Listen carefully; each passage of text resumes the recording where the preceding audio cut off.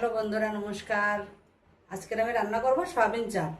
3টে সয়াবিন চাপ আছে, এইগুলো আমি আজকে রান্না করব। এর জন্য যে মশলাগুলো লাগবে সেগুলো আমি এখন পেস্ট করে নেব। এর জন্য লাগবে পেঁয়াজ, টমেটো, রসুন, আদা আর কাঁচা লঙ্কা বাটা। আমি এগুলোকে এখন পেস্ট বানিয়ে নেব। চাপটা এখন সেদ্ধ করে নেবো, এর জন্য আমি গরম জল বসিয়ে দিচ্ছি। গরম জলটা হতে থাকুক, তত সময় আমি সেদ্ধ দিয়ে মশলাটা বানিয়ে নিচ্ছি। এটা এখন সেদ্ধ হতে থাকুক। সয়াবিন চাপটা সেদ্ধ হয়ে গেছে, এখন আমি তুলে নিচ্ছি। চাপগুলো ভেজে নেব, গ্যাসটা ধরিয়ে নিচ্ছি। কড়াই গরম হয়ে গেছে, তেল দিয়ে দিচ্ছি।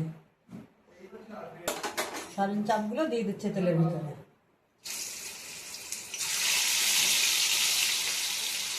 ভালো করে ভেজে নেবে, লাল লাল করে। সয়াবিন চাপগুলো ভাজা হয়ে গেছে, তুলে নিচ্ছি।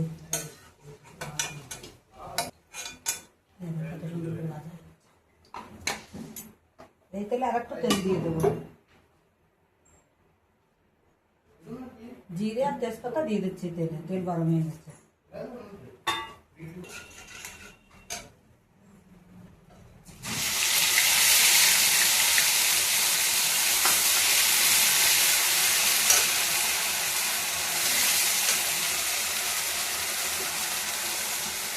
লবণ দিয়ে দিচ্ছি। একটু ভালো করে ভেজে নেব।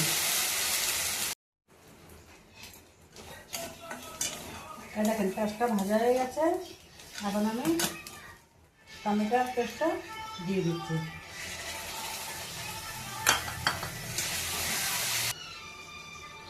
হলুদ গুঁড়ো 1 চামচ, ঝালের গুঁড়ো 1 চামচ, জিরের গুঁড়ো। এখন ভালো করে কষিয়ে নেব। কাঁচা গন্ধটা যত সময় থাকবে তত সময় কষাবো। কাঁচা গন্ধটা চলে গেলে তখন হয়ে যাবে কষানো। মশলা কষানো হয়ে গেছে, এখন আমি এই সয়াবিন চাপগুলো দিয়ে দেবো।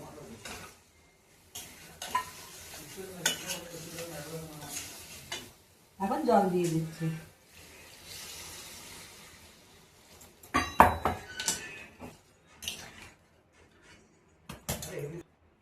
ঢাকা দিয়ে দিচ্ছি।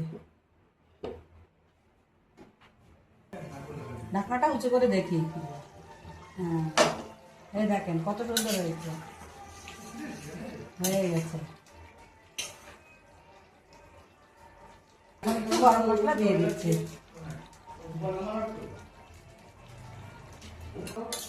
হয়ে গেছে, এখন আমি ঢেলে নিচ্ছি।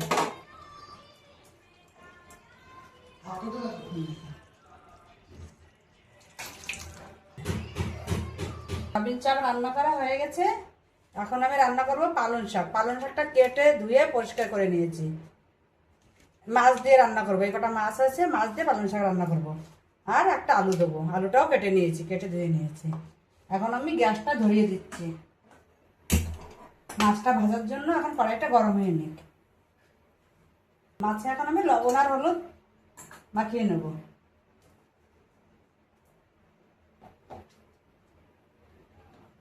হলুদ গুঁড়ো দিয়ে দিচ্ছি, আগে লবণ দিয়ে দিচ্ছিলাম।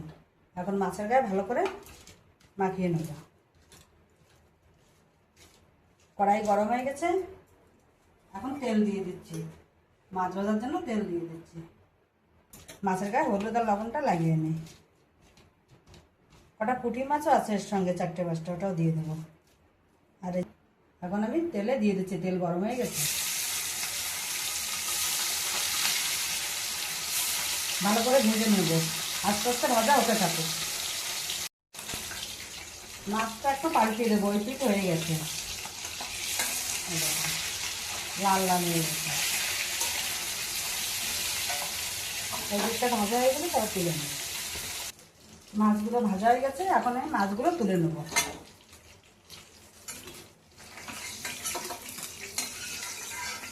দেখেন কত সুন্দর ভাজা হয়ে গেছে মাছগুলো। এখন পুঁটি মাছ কটা দিয়ে দিচ্ছি। পুঁটি মাছগুলো ভাজা হয়ে গেছে, এখন পুঁটি মাছগুলো তুলে নিচ্ছি। এই তেলে আলুগুলো দিয়ে দিচ্ছি। একটু ভালো করে ভেজে নেব। লবণ দিয়ে দিচ্ছি, একটু হলুদ গুঁড়ো দিয়ে দিচ্ছি। অনেকটা বেরিয়ে গেল একটা রান্না করতে করতে, একটা বেরিয়ে গেছে। এখন জল দিয়ে দিচ্ছি।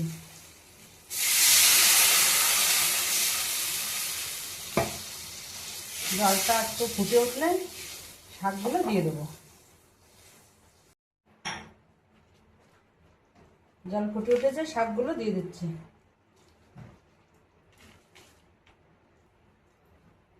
একটা কাঁচা লঙ্কা দিয়ে দিচ্ছি, ঢাকা দিয়ে দিচ্ছি। ঢাকনাটা উঁচু করে দেখে নিই। এখন মাছগুলো দিয়ে দেবো।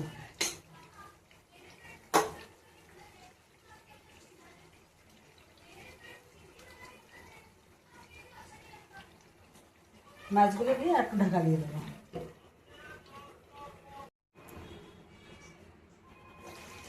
আর জাল দেবো না, এখন আমি নামিয়ে একটু তেলের পরে দিয়ে দেবো। কড়াই গরম হয়ে গেছে, সোমবারের জন্য তেল দিয়ে দিচ্ছি। সোমবারের জন্য কটা রসুন দিয়ে দিচ্ছি। লাল লাল হলে তারপরে একটু লাল লাল করবো।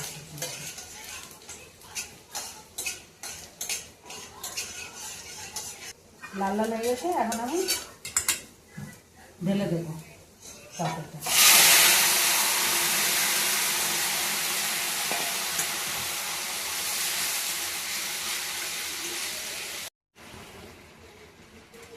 তরকারিটা হয়ে গেছে, এখন আমি ঢেলে নেব। দেখেন কত সুন্দর কালার আসছে তরকারিটা।